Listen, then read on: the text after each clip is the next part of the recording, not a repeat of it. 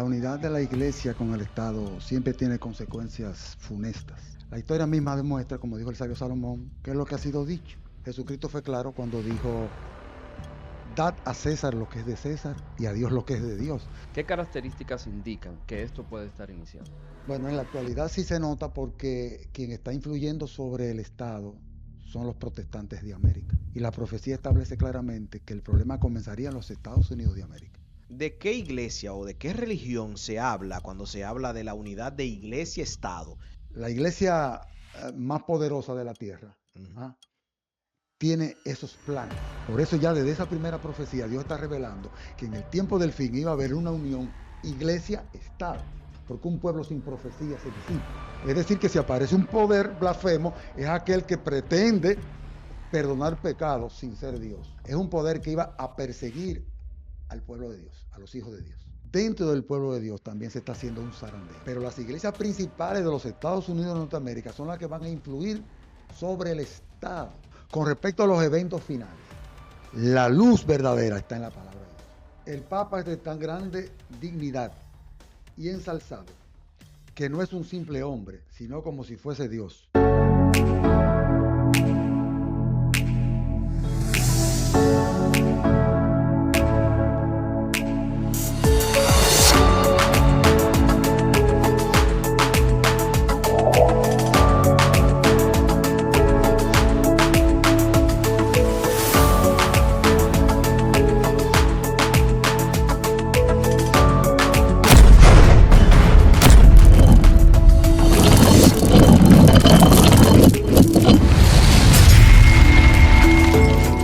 Bienvenidos amigos a su podcast Seamos Sabios. Gracias por estar aquí con nosotros en el día de hoy. Que la bendición y la paz de Dios esté contigo. Recuerda, estamos en el segmento Sé Sabio. No olvides de suscribirte a nuestros canales. Hoy tenemos un tema muy interesante, Abraham, y vamos a hablar de algo que la gente está dejando pasar frente a sus narices, cerquitita de sus ojos, y no se está dando cuenta. Muchos de nosotros estamos celebrando lo que está pasando, pero no vemos a profundidad lo que puede venir. Hoy vamos a hablar de la unidad, unificación, Estado-Iglesia en la era de Trump. Es algo que está sucediendo, que no nos damos cuenta, y es algo que poco a poco se está dando el acercamiento. No estamos diciendo que quizás será el último presidente, o que quizás se va a dar todo en la época de Trump, donde se van a unir iglesia y Estado, pero vamos a hablar un poquito de eso. ¿Cuáles son las características de esto? ¿Cuáles son las consecuencias? ¿Qué puede traer eso para el pueblo de Dios? Y todo eso. Y para ello tenemos un invitado muy especial para mí, porque me conoce desde niño, conoce a mi papá hace más de 40 años, conoce a la familia, y es un experto en profecía. De paso, es el director de profecía de la Iglesia Central de Santiago, de los Adventistas del Séptimo Día. Tenemos por aquí a nuestro hermano distinguido, arquitecto Franklin Valencia. Bienvenido, Elsa Franklin, a nuestro programa Seamos Sabios. Muchas Bienvenido, gracias, Frank. muchas gracias por la invitación. Para mí es un honor siempre compartir conocimientos que tengan que ver con la palabra de Dios, especialmente en este tiempo que estamos viviendo. Exactamente. Nosotros vamos a hablar, y por eso hemos querido que usted venga acerca de la unidad, unificación, Estado-Iglesia. Y queremos saber más o menos en qué consiste esto y qué conlleva esto, la unificación, Estado-Iglesia. Muy bien, la unidad de la iglesia con el Estado siempre tiene consecuencias funestas. Ujú.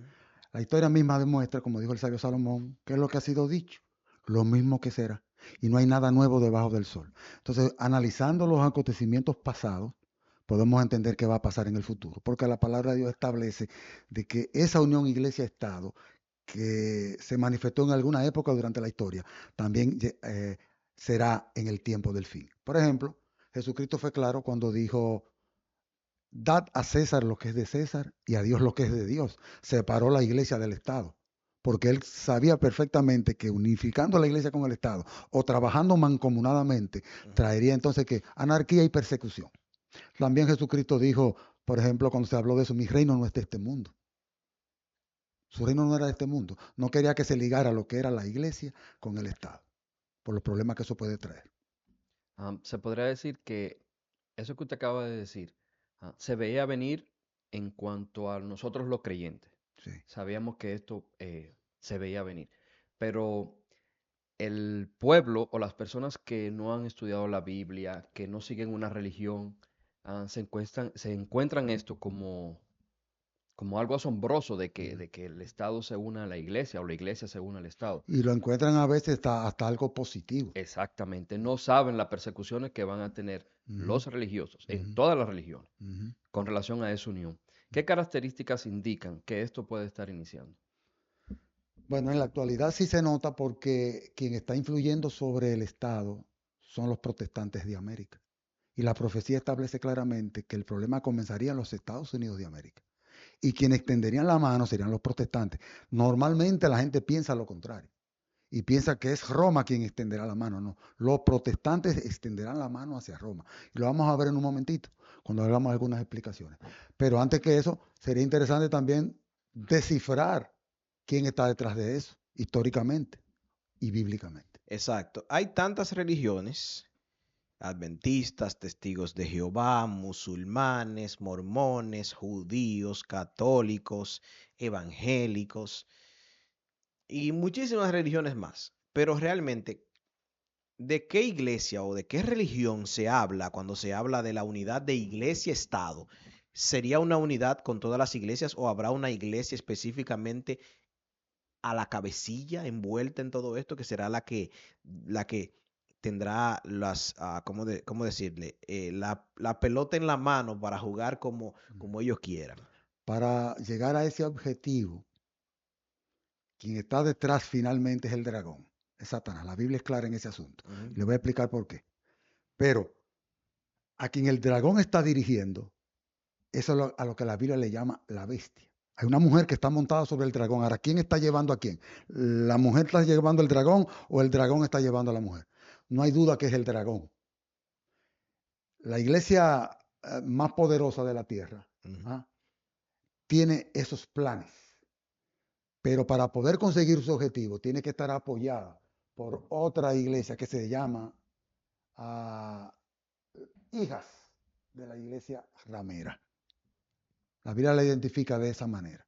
Ahora, sería interesante en cualquier momento que ustedes consideren tratar de identificar ese poder bíblicamente, Ah, con no, características, aunque no haya un nombre específico, pero las características indican necesariamente a quién se está refiriendo. no es un secreto de que a nivel mundial sí existe una iglesia y muchas personas que no, incluso son ateos, saben de que hay una iglesia que se ha manejado desde su principio políticamente. Ujú.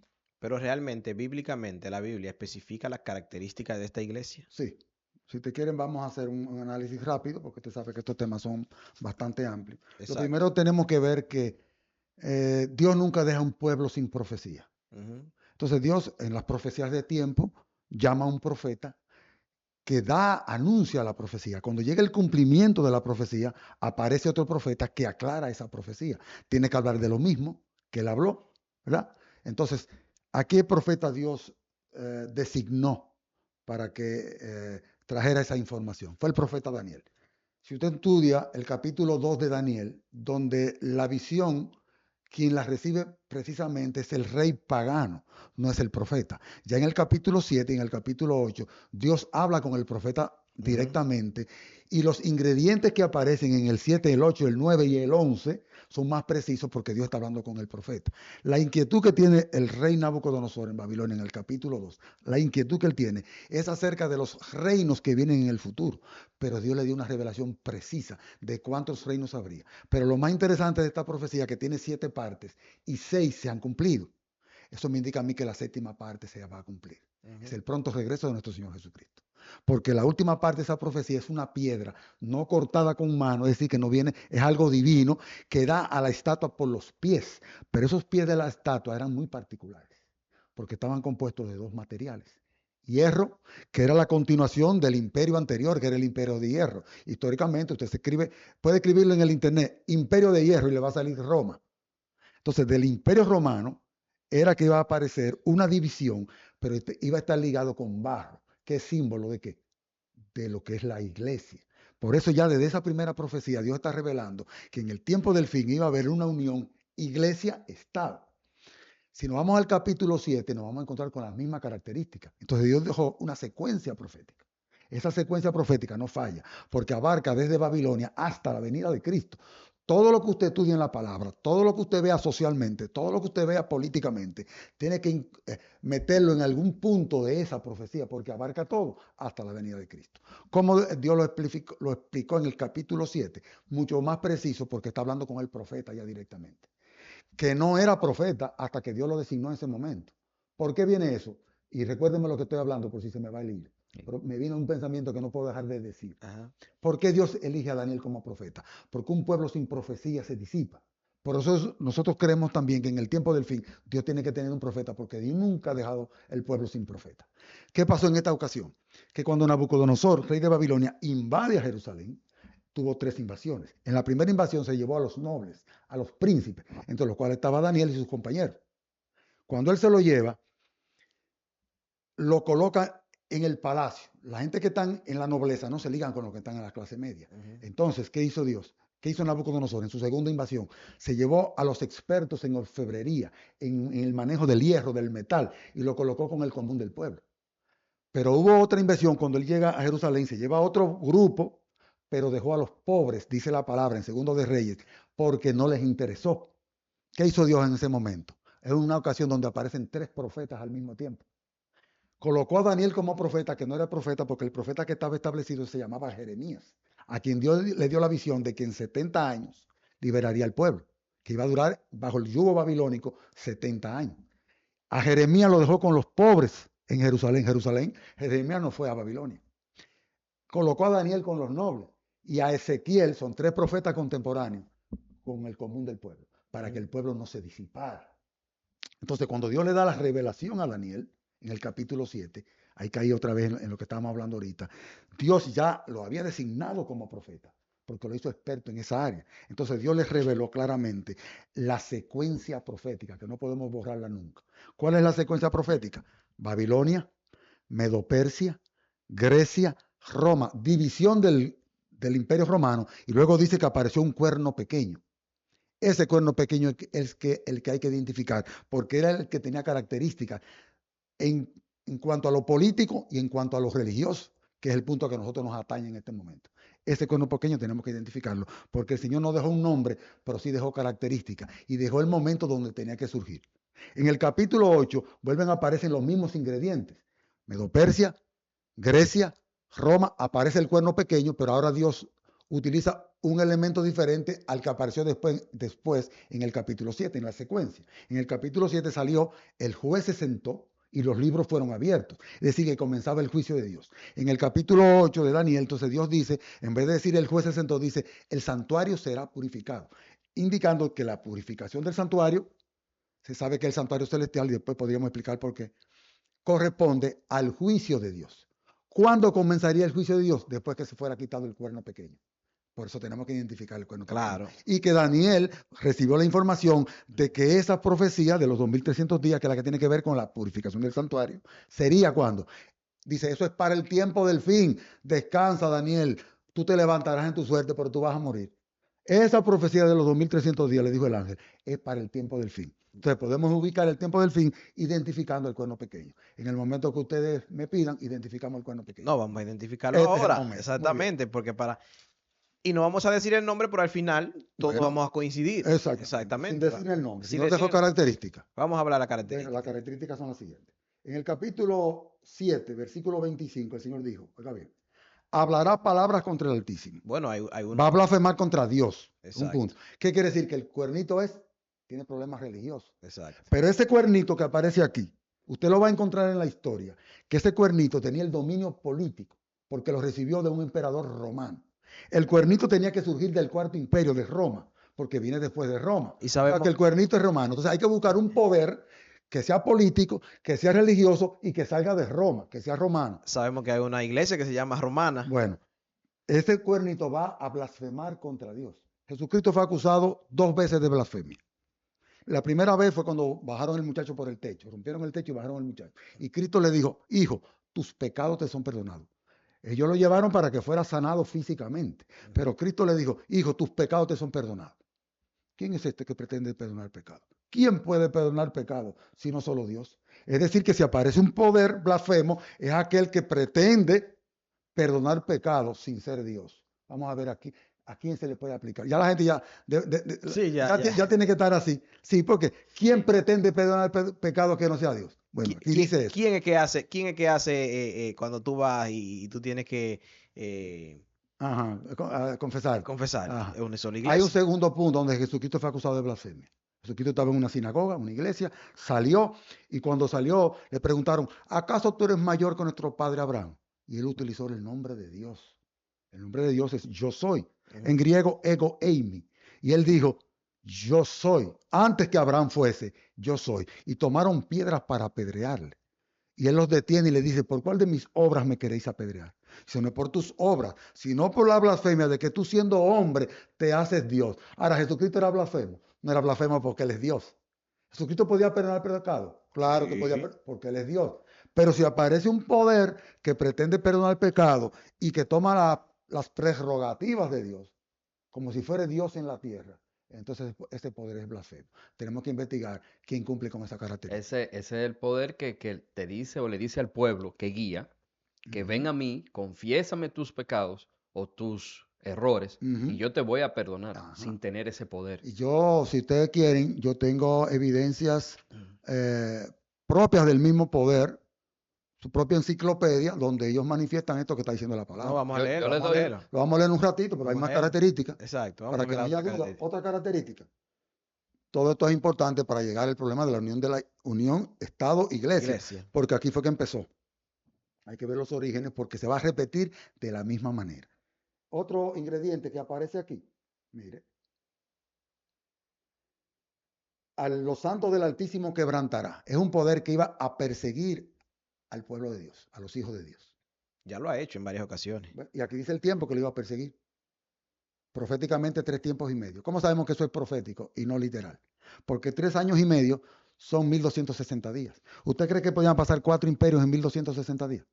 Cuando a Daniel fue en Babilonia que se le dijo y el imperio romano iba a llegar, duró 800 años gobernando el imperio romano, otros duraron 300, 180 años. O sea, se ve claro que ese periodo de tiempo era simbólico. Y como en la Biblia Dios utiliza el término de días por año, son 1260 días, eran 1260 años. Exactamente el mismo tiempo que duró la supremacía de este poder. O sea, que esa es otra característica que lo define claramente en la historia. Lo otro que ya, aparte de perseguir al pueblo de Dios, dice que pensaría en cambiar los tiempos y la ley. Bueno, sí. ¿Eran leyes humanas que iba a cambiar? No, porque No, el ser no. humano cambia leyes humanas. Es decir, que el problema está, porque me lo dijo al principio, que era un problema con el Altísimo que tenía. Entonces iba a cambiar la ley del Altísimo. ¿Qué poder habrá que cumpla esta característica que además se le pueda sumar que cambió la ley de Dios? Especialmente en el segundo y el cuarto mandamiento. Yo creo que eso no tiene ninguna duda. Luego sigue diciendo, serán entregados en sus manos el pueblo de Dios durante tiempo y mitad de un tiempo, o sea, 3 tiempos y medio, a lo que Juan en el Apocalipsis se refiere al mismo poder, persiguiendo por 42 meses o por 1260 días. Muy sencillo. Si usted multiplica 3 años por 12 meses, son 36. Y medio año más, son 6, son 42. Por eso Juan utiliza el término 42. Y si usted multiplica eso por 30 días, le va a dar 1260. O sea que es el mismo periodo de tiempo. Exacto. Yo creo que con esas características ya estamos llegando aquí en ese poder. Si nos vamos al capítulo 8, van a aparecer más características. En el 11, más características que lo definen, pero no vamos a entrar en esos detalles porque sí, ya porque están tenemos bastante claros. argumento con respecto a ese asunto. Exactamente. Ahora, Vamos a ver. para ahorita. Sí, vamos a dejarlo ahorita. Muy bien, muy bien. Para que la gente se quede ahí Aquí tengo unos esperando. elementos para eso. Ahora, hay una pregunta muy interesante que Abraham tiene aquí, Ujú. que es importante porque nosotros tenemos que identificar eso, porque ya hemos identificado básicamente el poder religioso. Ujú. Ahora, ¿cuál es el principal poder político? O sea, ¿Por qué ese poder es político? ¿Y cuándo recibió la supremacía para tener el derecho político? Mira lo que está sucediendo. La sierva de Dios dice claramente en el conflicto de los siglos que las leyes religiosas hay que convertirlas en leyes civiles para que puedan tener algún objetivo. Y finalmente las leyes que definirán quién está de cada bando, porque solamente quedarán 2 bandos, tienen que ver con que las leyes religiosas de la palabra de Dios las van a hacer leyes civiles, o sea, gubernamentales. Quiere decir que el poder político está trabajando ahí. ¿Cómo ese poder, ese cuernito recibió el poder político? Porque él trabaja políticamente. Ujú. Nada más no es. ¿Cómo sabemos eso? ¿Cómo usted puede salir y perseguir durante 1260 años su supremacía? Perseguir, destruir, matar gente porque considerados herejes, porque estaban en contra de tus creencias. Si tú no tienes el apoyo político, tienes que tener apoyo político, ¿verdad? Es Así decir, es. que ahí estamos viendo que el Estado y la Iglesia están trabajando juntos y que además desencadenó lo que serían persecuciones. ¿Quién le dio esa autoridad? Ya eso hay que irse a la historia. Exacto. Comenzó con Constantino I. Ustedes saben lo que pasó con Constantino y cómo él se hizo cristiano. Pero quien realmente llega a dar el derecho de la supremacía se llamó Justiniano. Justiniano era un emperador romano que en el año 538 hizo un edicto, se llamaba Edicto de Justiniano, donde daba la supremacía al papado hasta sobre los reyes. Hasta sobre los reyes. Y eso vino como consecuencia de la debilidad de la parte occidental del imperio cuando el imperio se dividió. Y como Constantino fundó a Constantinopla y quitó la capital de Roma y la puso allá y se fue a aquella parte, la parte occidental del imperio quedó débil. Y entonces la idea fue colocar allí a un poder religioso que tenía el dominio de las conciencias. Entonces tomó la autoridad política. Y eso trajo como consecuencia las grandes persecuciones de la Edad Media. Eso que usted acaba de decir. Yo tengo algo aquí bueno, una pregunta. ¿Qué trae eso para el pueblo remanente de Dios? Pero, Y Ah, tiene algo que ver esto con el papado, sí. porque podemos ver que esa fuerza que está cogiendo esa religión en específico con la unión del Estado, Uh-huh, iglesia, gobierno, Estado, uh-huh. es con un solo propósito, hacerle daño a las personas o a la iglesia, Al pueblo de Dios, exactamente, directamente. Que Dios lo directamente. identificó claramente, sin poner nombre, dos características. Son los que guardan los mandamientos de Dios y tienen el don de la profecía. Dos características. Así mismo es como tú estás diciendo. Entonces, ¿cuál sería la inquietud? hay una pregunta Mm, que hay que hacerse. Ya básicamente las características que indican que básicamente el poder político es Roma, o sea, la ujú, Iglesia ujú, Católica ujú, Apostólica Romana. ujú. Pero, ¿cuál es el país? O sea, ¿cuál es el país que va a llevar la voz cantante? Aunque se van a unir todos, pero ¿cuál es el país? ¿Dónde va a comenzar? O sea, ¿cuál es el país que va a llevar como la voz cantante y- y va a haber esa unidad Ok. con- Vamos a ligar eso con la pregunta que tú hiciste. Exacto. Dame la última parte de la pregunta, la pregunta que tú hiciste, para entonces ligarla. ¿Cuál? La que dice que tiene algo que ver con esto, con el papado. No, tú añadiste algo más que tiene que ver con los protestantes, ¿Qué trae eso para el pueblo remanente para de el pueblo Dios? remanente de Dios. O sea, la El pueblo consecuencia. exactamente, las consecuencias que vienen son persecución, eso no hay duda, eso es lo que viene, como consecuencia de eso. Pero dentro del pueblo de Dios también se está haciendo un zarandeo, que es lo que usted está notando hoy en día. Ujú. Eso es lo que usted está notando en el pueblo de Dios, es un zarandeo. ¿Por qué razón? Porque Dios tiene que dejar un pueblo que es el que va a dar el último mensaje de amonestación para que salgan de Babilonia. Entonces el pueblo remanente de Dios, el verdadero pueblo de Dios se va a ver afectado por eso. Ahora, no solamente el papado va a trabajar en este asunto, cayendo en lo que usted está diciendo, no solamente el papado. Mire por qué. Voy a leer esta nota. Cuando las iglesias principales de los Estados Unidos, uniéndose en puntos comunes de doctrina, ¿cuáles iglesias? Las Fíjate que principales, no mencionó no mencionó el papado aquí. principales de Estados Pero Unidos. El papado es que principales. está detrás de eso. Mire. Y antes del papado está el dragón, para hablarle claro. Mire por qué. Si en la antigüedad, en lo que acabamos de explicar históricamente, y en la actualidad tienen el dominio sobre la parte política, militar, civil, el Religiosa. dominio religioso, económico. Históricamente se sabe cómo llegó a ser tan rica, pero cuando tú tienes todo ese control, ¿qué es lo que aspira cualquier ser humano? ¿Por qué tú te ensañas con perseguir, como dice la palabra en la profecía, a los que guardan los mandamientos de Dios y tienen el Y testimonio que de en su palabra? Roma ellos tienen su propia ley, ellos tienen su ciudad. Dentro de Roma ellos tienen su Ujú. ciudad que, o sea, políticamente no pueden entrar. personas... Pero ¿qué te indica a ti? No te indica a ti que hay un poder detrás de todo eso. Claro. Porque si usted tiene todo lo que desea como ser humano, lo que puede ser un ser humano, ¿qué es lo que usted necesita? Yo quiero tener el dominio político, social, económico. Los magnates de la tierra están rendidos a mis pies. Yo tengo el poder adquisitivo. Y entonces, ¿para qué tú quieres perseguir al pueblo de Dios? Eso me diga a mí que es el dragón que está detrás de eso. Claro. No hay la menor duda. Entonces, ¿quién está manejando a quién? ¿La mujer está manejando el dragón o el dragón está llevando a la mujer? Es el dragón el que está detrás de todo eso. El enemigo de las almas, no hay ninguna duda. Mire esto.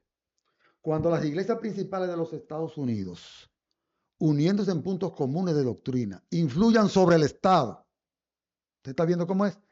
Normalmente nosotros creemos que es Roma que va a influir sobre el Estado, porque este problema va a comenzar, cayendo en tu pregunta, comenzará con los Estados Unidos de Norteamérica. Pero las iglesias principales de los Estados Unidos de Norteamérica son las que van a influir sobre el Estado. Entonces eso se llevará a cabo. ¿Quién está influyendo en la parte de atrás? Está Roma. Pero en los Estados Unidos, que es la potencia grande, porque ya Roma no tiene un ejército como el que tuvo en la Edad Media, como lo estudiamos, que el mismo ejército romano, Justiniano da un edicto donde el ejército romano apoya las obras del papado. En Roma inició. Así empezó. Pero en el tiempo actual, aunque ya es la misma Roma, pero ya no tiene el mismo ejército. ¿Cuál será el poder político que va a apoyar al poder religioso? Porque ya esto no es un problema local, sino un problema que es mundial. Tiene que ser el país que es, digamos, el policía del mundo. El ejército que puede influir en el mundo. Es que Uno solo, en esta nación América. hay una mezcla. Aquí están todos los idiomas. Entonces, por eso se puede decir que se centra más en los Estados Unidos, porque aquí hay hindú, chino, todas las naciones están aquí involucradas. Y no solamente eso, sino que tú sabes que en Apocalipsis capítulo 13, las características que da de la primera bestia aplican a Roma. Pero las características de la segunda bestia, Apocalipsis capítulo 13, aplican a los Estados Unidos, porque son las características que lo identifican. Exacto. Entonces, mirando eso, y mire algo más, ¿qué es lo que va a hacer que los protestantes de América influyan sobre el Estado y qué es lo que están persiguiendo? Porque esa es la inquietud que tenemos. ¿Qué es lo que estamos mirando hoy en día? Mire, les cuento esto antes de leer esta cita. Cuando el presidente Donald Trump ahora fue elegido y fue juramentado, al otro día, ellos le titularon la primera misa, pero nosotros sabemos que era un culto episcopal. La persona que habló allí hizo los 3 puntos que sobresaltó, era la unidad, echando a un lado lo que son las diferencias, defendiendo a las minorías y a las comunidades, ¿verdad? LGTB y demás. Bueno, ese era el propósito. Pero los principios que está estableciendo allí, válidos para la unidad, son exactamente los mismos que pregona en la encíclica papal llamada Fratelli Tutti, que significa hermandad entre todos, unidad entre todos, porque esa unidad que se está pregonando a ese nivel es la que va a desencadenar luego en la unidad de los principios religiosos. ¿Vio? Entonces, lo que usted está mirando desde el punto de vista político o social, le va a hacer coger para otro lado. La gente que lo analiza políticamente o socialmente se va a ir para otro lado. Proféticamente, lo que me está indicando a mí es que se están sentando las bases para que se pueda dar esa unidad religiosa entre la iglesia y el Estado. ¿Quién tiene que influir sobre el Estado norteamericano para que eso se lleve a cabo? Los protestantes de América, las iglesias protestantes de aquí. Pero lógicamente están trabajando desde hace tiempo bajo la incidencia del poder romano papal. No hay la menor duda, por las características de lo que está pasando. Mire lo que dice aquí. Merced a los 2 errores capitales, primero, el de la inmortalidad del alma y el de la santidad del domingo. Oiga, ¿cuáles son los 2 errores capitales? Satanás prenderá a los hombres en sus redes, mientras aquel, o sea, la inmortalidad del alma, forma la base del espiritismo. O sea, la santidad del domingo, crea un lazo de simpatía con Roma, porque Roma fue, cambiando los tiempos y la ley, quien instaura, quita el santo sábado de Dios y coloca el domingo como día de reposo. Pero los protestantes de América también adoptaron ese hijo del papado, que no es bíblico. Entonces luego sigue diciendo, los protestantes de los Estados Unidos serán los primeros en tender las manos a través del doble abismo del espiritismo y el poder romano. Y bajo la influencia de esta triple alianza, ese país marchará en las huellas de Roma, pisoteando los derechos de la conciencia. Nosotros estamos viviendo hoy en día en el capítulo 36 del conflicto de los siglos. Ahí está la historia de la humanidad.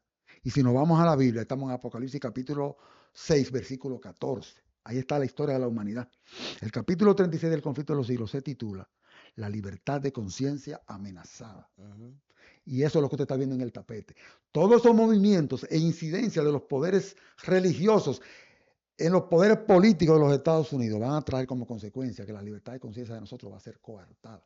Y que las leyes religiosas la van a hacer que se conviertan en leyes civiles, porque son beneficiosas, entre comillas, para salvar al planeta, para la familia. Y eso es lo que se está moviendo hoy en día. Y se utilizan esos mismos términos que yo le estoy diciendo. Eso es así. Entonces, el remanente, pueblo de Dios, sabemos ya por la característica quiénes son. ¿Qué deben hacer según esto se va avecinando? ¿Qué deben hacer según esto va llegando el tiempo? Porque es importante para nosotros, por ejemplo, saber qué hay que hacer para el tiempo del fin. Según estas cosas se van dando poco a poco, que no se van a dar de quizás de hoy para mañana, pero poco a poco se va entrelazando las cosas. El pueblo de Dios, ¿qué debe hacer? ¿Cómo debe prepararse? Claro. Fíjese, Dios fue claro en su palabra. Lo dijo, la única salvaguardia es la Biblia. El pueblo de Dios tiene que hacer tres cosas en lo que Cristo viene, que no puede dejar de hacerla nunca. Lo primero es el estudio de la palabra. En segundo lugar, la oración constante. Y en tercer lugar, la testificación. Esas tres cosas. Constante tiene que mantenerse a eso. Con respecto a los eventos finales, la luz verdadera está en la palabra de Dios. Y nosotros no podemos dejar eso de lado. Porque hoy en día está entrando demasiado confusión dentro del seno de la iglesia. Al pueblo de Dios está entrando demasiado confusión. Y el pueblo de Dios tiene que mantenerse con esa salvaguardia, esa antorcha, esa luz encendida para que no pueda entrar ninguna herejía a la doctrina nuestra. Nosotros sabemos lo que va a suceder y debemos estarnos preparando constantemente. ¿Cómo se logra eso? Una comunión estrecha con el Señor Jesucristo. Nada más. Esto no es legalismo. Es una comunión con el Señor diaria, a todo momento, llevando a cabo esos tres elementos que yo le mencioné. Exactamente. Bueno, ya sabemos que es un asunto profético, porque ya se ha demostrado con la Biblia. Sabemos cuál es el poder que va a estar ahí, el poder religioso político. Pero hay unas características que usted iba a leer, que es bueno que nosotros podamos escuchar acerca del asunto de... Para confirmar de que es real. Exacto. El asunto. O sea, que no es un invento nuestro. Vamos a leer esto. Yo tengo esta notita que la hice a mano hace tantos años, quizás 20 o 30 años. Lo tengo también físicamente, pero siempre ando con esto porque es corto. Mire, la primera característica de un poder blasfemo, ¿verdad? Es esta. Esto yo lo saqué de la Enciclopedia Católica, el tomo 3, página 139. Usted puede buscarlo. Vaya al internet, escriba Enciclopedia Católica, tomo 3, y le puede escribir en el acápite, póngale Papa. Y si quiere, escriba otro que diga sábado y le va a decir las cosas que yo estoy diciendo. Y otro te le va a poner la función del sacerdote y le va a salir de una vez, en el internet de una vez. Esto está en el Enciclopedia Católica. Oiga lo que dice. Prepárense. Prepárese, mi hermano Leo. Vamos a ver si esto es blasfemia o no es blasfemia. El Papa es de tan grande dignidad y ensalzado que no es un simple hombre, sino como si fuese Dios. Eso se cree. Ya, ¿verdad? Bueno, sí, no, porque la Enciclopedia Católica que está diciendo esto. Pero para que usted vea, Jesucristo fue acusado de blasfemia porque pretendía ser Dios. Dice, como si es... el Papa es de tan grande dignidad y ensalzado que no es un simple hombre, sino como si fuese Dios, el vicario del Hijo de Dios. El Papa es de dignidad tan sublime y suprema que hablando con propiedad no ha sido establecido en algún grado de dignidad. O sea que él está en la misma dignidad del Padre, el Hijo y el Espíritu Santo. Sino más bien ha sido puesto en la misma cumbre de todas las dignidades. El Papa es llamado Santísimo. Estoy leyendo la Enciclopedia Católica. El Papa es llamado Santísimo. Es un término solamente para Dios. porque se presume que legítimamente lo es. Solo Él es santo, solo Él merece ser llamado santísimo, porque es únicamente el vicario representante de Cristo, manantial, fuente y plenitud de toda santidad. El Papa es el monarca divino, emperador supremo, rey de reyes y señor de señores. De ahí que el Papa lleva una triple corona. Te lo ha visto. Sí. Ujú. Una triple corona. ¿Qué significa eso? Mira quién nos lo dice. Una triple corona. Como rey del cielo, como rey de la tierra y como rey de las regiones inferiores. Un abuso, mano. Además, la superioridad y el poder del pontífice romano no se refieren solo a las cosas celestiales, a las terrenales, a las que están debajo de la tierra, sino que llega hasta sobre los ángeles. Porque en el libro de Daniel dice que ese poder se iba a ensalzar hasta sobre los que moran en el cielo. Se está refiriendo a los ángeles. Mire cómo aquí lo dice. Luego dice, mire lo que dice, espérate, ahora viene lo grande. Pues es mayor que ellos, que los ángeles. Mayor que los ángeles. Sí. De manera que si pudiese darse el caso de que los ángeles errasen en la fe o pensasen de forma contraria a la fe, ¿a qué fe? A la fe romana. Podrían ser juzgados y excomulgados por el Papa. En este libro, se llama San Alfonso de Ligorio, en la página 34, dice la dignidad y oficio del sacerdote. Usted lo escribe, le va a salir. Dignidad y oficio. Yo solamente estoy leyendo, no estoy interpretando nada. La dignidad y el oficio del sacerdote. Dice lo siguiente. El sacerdote ocupa el lugar del Salvador mismo. Cuando el decir ego te absolvo, absuelve el pecado. Para perdonar un solo pecado se requiere toda la omnipotencia de Dios, ¿sí o no? Claro. Pero Jesucristo fue acusado de blasfema porque pretendió perdonar el pecado. Pero Jesucristo no era blasfemo porque él podía perdonar el pecado y se lo demostró. Luego le dijo, pero lo que únicamente Dios puede hacer por su omnipotencia, el sacerdote puede hacerlo también diciendo, ego te absolvo a peccatus tois, yo te absuelvo todos los pecados. ¿Quién cambió la ley de Dios? Segundo mandamiento de la ley de Dios. No te harás imagen ni ninguna semejanza de cosas que esté arriba en el cielo. No te inclinarás a ellas ni las honrarás, porque yo soy Jehová tu Dios, fuerte, celoso, que visito la maldad de los padres sobre los hijos, hasta la tercera y cuarta generación, y hago misericordia a millares de los que me aman y guardan mis mandamientos. ¿Quién cambió ese mandamiento? El Papa. Roma. Cuarto mandamiento, acuérdate del día de reposo para santificarlo. 6 días trabajarás y harás todas tus obras, mas el séptimo día es reposo para Jehová tu Dios. No hagas en él obra alguna, tú, ni tu hijo, ni tu siervo, ni tu criado, ni tu bestia, ni tu extranjero, que está dentro de tus puertas. Porque en 6 días hizo Jehová los cielos y la tierra, el mar y todas las cosas que en ellos hay, y reposó en el séptimo día. Por tanto, Jehová bendijo el día de reposo y lo santificó. ¿Quién cambió ese mandamiento? No hay dudas que lo cambió porque dice, como marca de nuestra autoridad, cambiamos la santificación del sábado al domingo. Y en eso los únicos consistentes, dice el Catecismo Católico, son los adventistas del séptimo día. Los únicos consistentes. Porque si los protestantes aceptaran la Biblia como su única norma de fe, no guardaran el domingo, que es una institución romana. Entonces esa característica, ¿a quién se le aplica? Eso no hay ni que averiguarlo más. Todas las características aplican al mismo poder. Y tiene tanto poder, tanto en la política e influencia con las demás religiones, que se puede mencionar el nombre, la evangélica pentecostal y demás religiones. Guardan el domingo, celebran el domingo y en días de la semana, porque cabe decirlo, igual que nosotros los miércoles, los viernes. Pero con el cuarto mandamiento, es bueno hacer mucho énfasis, que las evangélicas dicen que eso era para los judíos, el tema del sábado. Ya. Y que fue creado para los judíos, no para su iglesia remanente, no para la iglesia que fielmente guarda sus mandamientos, que fue la ley que Dios nos dejó. Sí, pero en la Biblia no dice eso por ningún lugar. Dice. Adán no era judío. No. Bueno. Antes de Abraham mismo no era judío porque Abraham era de los caldeos, pero antes de Abraham, todos los patriarcas y profetas que hubieron guardaban los mandamientos de Dios y ellos no eran judíos. Después de Abraham sí. Entonces yo siento en mi pensar, no es que yo lo he visto ni nada de eso, que la influencia del Papa ha llegado a las grandes diligencias am, evangélicas, Claro. testigos de Jehová, No, am, Franklin lo mencionó. Sí, pero se ha visto. Exacto. Si tú búscate la historia de... porque que ellos leen, ellos tienen la Biblia, que en su Biblia Mm, está ese cuarto mandamiento, y de seguro cuando están predicando de la palabra de Dios, ellos vuelan ese versículo, pero en ujú. la católica ellos lo modificaron. O sea, el Papa se cree con tal poder que puede quitarle y añadirle letra a la palabra de Dios, Si usted, cuando eso es pecado.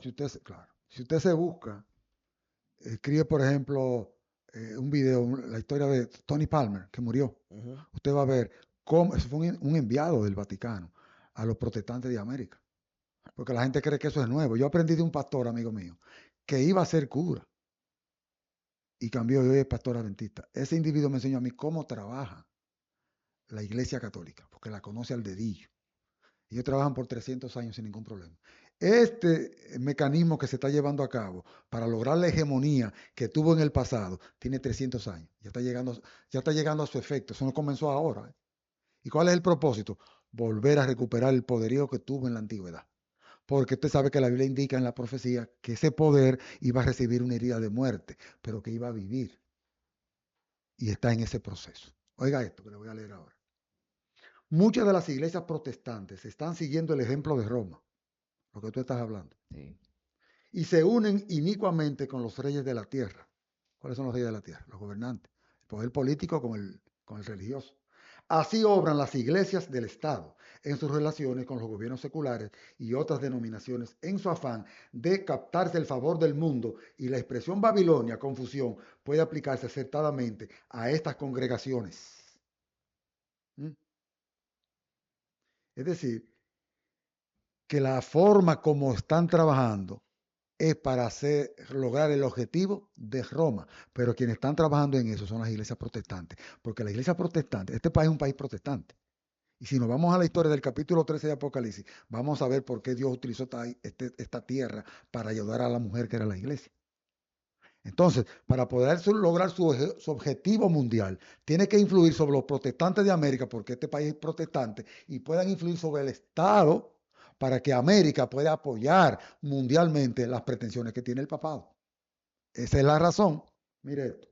¿Cómo lo van a lograr?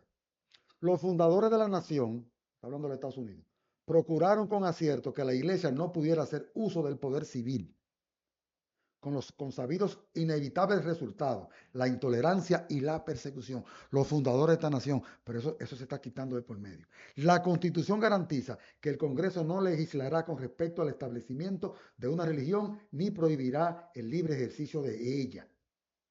Y eso se va a violar en los Estados Unidos. Estoy leyendo El conflicto de los siglos, en la página 437.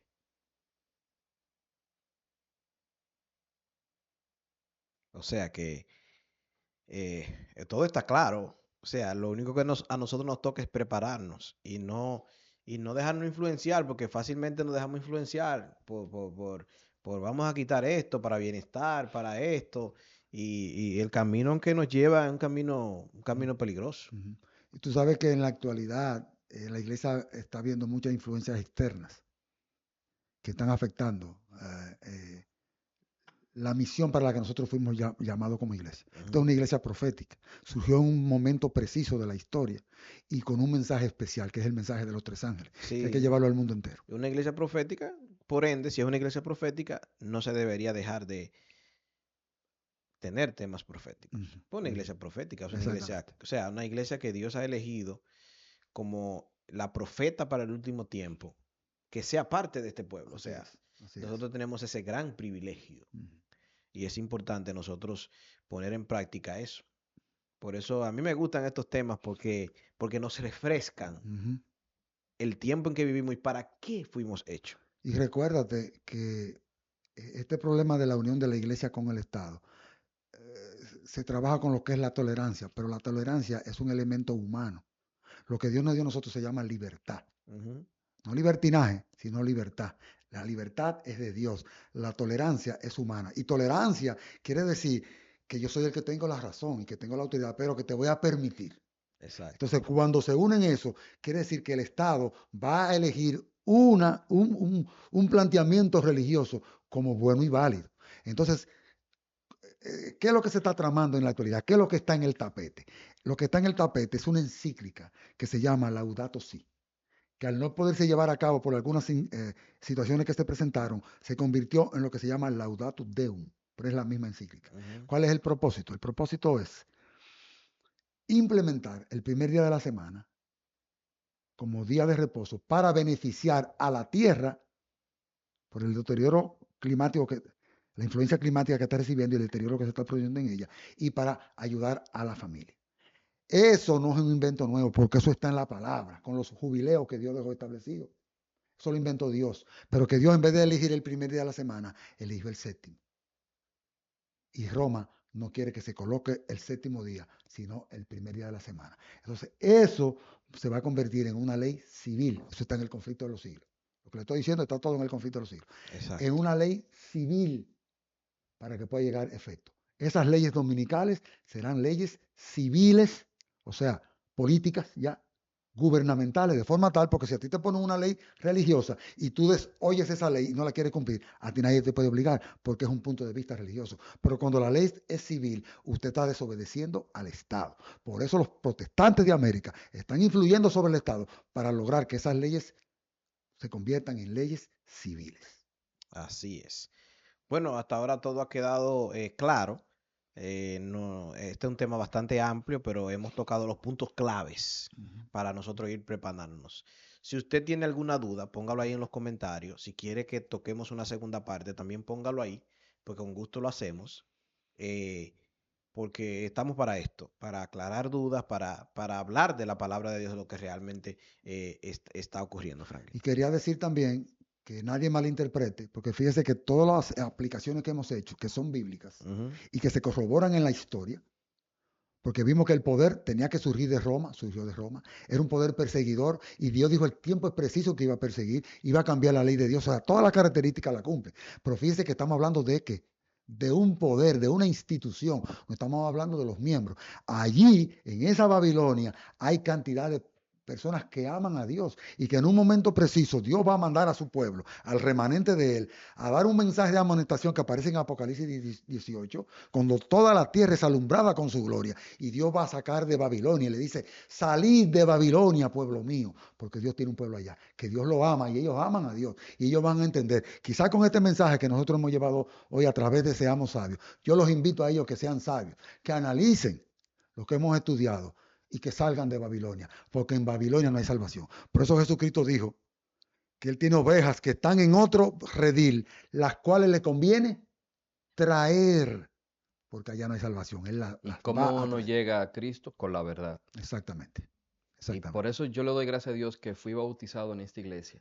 Porque yo nací en la iglesia católica como todo el mundo, prácticamente. Porque es la que desde nuestros ancestros vienen inculcándonos de que esa es la religión verdadera. Pero cuando tú conoces la verdad, tú te apartas de ella. Porque esa religión, cabe decir, que vive en el pecado. Porque cuando tú quitas una ley y pones una tuya propia por conveniencia, tú estás pecando, tú estás en contra de Dios. Y hay dos bandos, o estás con Dios o estás con el enemigo, Satanás. No hay un punto medio. Así que Franklin, muchísimas gracias por estar con nosotros acá. Es un tema que hacían algunos días que ya queríamos grabar. Sí. Es interesantísimo. Te agradecemos desde lo más profundo de nuestros corazones por haber sacado este tiempo para estar con nosotros, por viajar, para venir y grabar este tema con nosotros. Muchísimas gracias. Muy bien. Pero no lo quiero dejar que se vaya sin él darnos una sugerencia o algún consejo. ¿Qué podemos nosotros hacer cuando esto ya esté sucediendo en sí? Ya sé que empezó y se está canalizando muy profundamente, pero ¿qué podemos nosotros como pueblo remanente hacer y ayudar a las otras personas que son de otras religiones a que conozcan de la verdad? La clave es dar la voz de advertencia. La sierva de Dios es clara cuando dice, vamos a esperar que se cumplan las cosas para entonces anunciarlas. No van a creer en nosotros. El momento de anunciar es ahora. Ahora, el Señor fue bueno con nosotros porque nos dejó la revelación. Nos hizo un regalo con el don de la profecía. Nosotros sabemos los acontecimientos, sabemos que estas leyes dominicales van a venir en 2 etapas, ¿no? En la primera etapa, la sierva de Dios mismo nos aconseja, no los provoquéis, no trabajen el domingo, úsenlo para la obra misionera. Pero llegará un momento donde usted se le forzará a violar el séptimo día de la semana, la observancia del séptimo día de la semana, como día de reposo. Ahí las consecuencias serán más diferentes, ya serán definitivas. Entonces yo lo que puedo exhortar a todas las personas que nos están mirando en este momento, a que hagamos una preparación espiritual, una dependencia total de nuestro Señor Jesucristo, en todos los aspectos. Desde que usted se levanta, usted puede tener una canción en su corazón, oración constante, testificar ante otras personas acerca del mensaje que usted ha conocido. No permite que ninguna influencia extraña llegue y toque las doctrinas que Dios ya ha establecido y que Dios ha defendido a través de más de 180 años. Entonces no permita que nada de eso cambie. Mantengámonos firmes, unidos, levantemos la bandera. Y vuelvo y le digo, no permita que ninguna herejía externa ni ninguna influencia externa cambie las doctrinas que usted ha conocido, porque nuestras doctrinas no son adventistas, sino que son bíblicas. Y que se mantengan en oración y pídanle discernimiento a Dios. Amén. Que cuando estudien la palabra, no sea yo, Abraham, que le diga cuál es la verdad, porque yo como hombre puedo decir una cosa que no es, pero Dios no le va a mentir, Dios no le va a decir a usted que haga una cosa que sea para su perdición, porque es todo lo contrario, Él quiere salvarte. Así es, así que muchísimas gracias. Recuerda, Dios no cambia, la Biblia no cambia, la Biblia no se acomoda a nadie, nosotros debemos acomodarnos a la palabra de Dios.